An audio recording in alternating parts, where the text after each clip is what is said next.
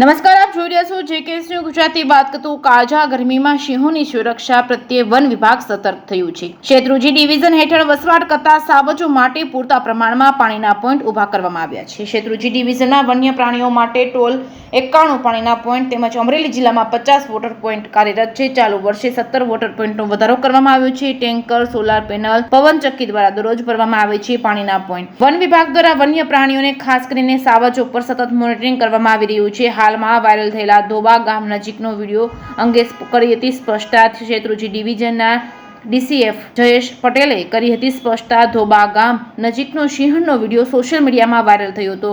આ સિંહણ બિલકુલ તંદુરસ્ત છે, પાણીના કારણે કોઈ તકલીફ નથી તેવું જણાવ્યું હતું. ડીસીએફ જયેશ પટેલે ધોબા ગામના લોકોને સિંહ પ્રત્યે જાગૃતતા બદલ અભિનંદન પાઠવ્યા હતા. સાથે ધોબા ગામની પડતર જમીન વન વિભાગ દ્વારા માંગવામાં આવી હતી અને તે અંગે ગ્રામજનો જાગૃત બને તેવી અપીલ કરી હતી.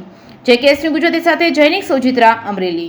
શેત્રુંજી વન્યજીવ વિભાગમાં અમરેલી અને ભાવનગર જિલ્લામાં ચાલુ હીટવેવની આશંકાને ધ્યાનમાં રાખી અને કુલ 91 વોટર પોઈન્ટનું કાર્યરત છે, જેની અલગ અલગ માધ્યમથી પાણી ભરવામાં આવતા હોય છે. આ તમામ વોટર પોઈન્ટમાં સોલાર પોઈન્ટ, સોલાર પેનલ છે, વિન્ડમિલ છે, વોટર ટેન્કર છે.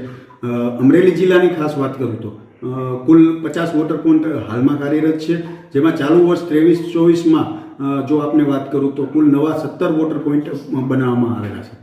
અને આ તમામ વોટર પોઈન્ટનું સ્ટાફ દ્વારા ચકાસણી કરવામાં આવતી હોય છે અને વોટર પોઈન્ટને રિપેરિંગ કામગીરી, વોટર પોઈન્ટ રોજે રોજ ભરવાની કામગીરી ની ચકાસણી પણ કરવામાં આવતી હોય છે.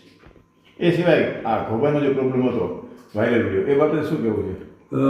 ઘોબામાં જે વાયરલ વિડીયો થયો છે તે બાબતે સ્ટાફ દ્વારા સ્થળ તપાસ કરવામાં આવેલી છે અને એ જે માદા છે, જેની ઉંમર 3 થી 5 વર્ષની અંદાજિત છે, એ માદાનું તંદુરસ્તીની ચકાસણી કરી લેવામાં આવેલી છે. એ માદાને કોઈ પણ જાતની તકલીફ નથી અને પાણીના લીધે એને કોઈ તકલીફ હોય એવું હાલ જણાતું નથી.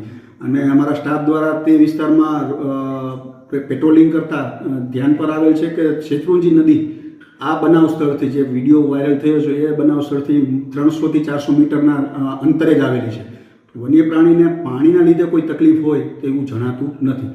અને ઘોબા ગામના લોકોને આટલી બધી જાગૃતિ દર્શાવવા બદલ હું ખૂબ ખૂબ આભાર માનું છું.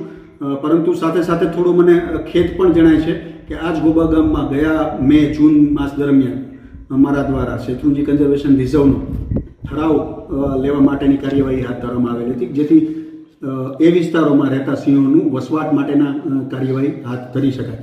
પરંતુ આજે 1 વર્ષના લાંબા વિરામ બાદ પણ હજી અમને ઘોબામાંથી પડતર જમીન માટેનો ઠરાવ મળ્યો નથી. હું આશા રાખું છું કે સાચા સિંહ પ્રેમીની જેમ આપણે બધા એક સાથે મળી અને સિંહના સંરક્ષણમાં સાચા અર્થમાં ભાગીદાર બનીએ. સોશિયલ મીડિયા ઉપર લાઇક કરીએ, કોમેન્ટ કરીએ, એનાથી સિંહને કોઈ ફાયદો નથી થતો.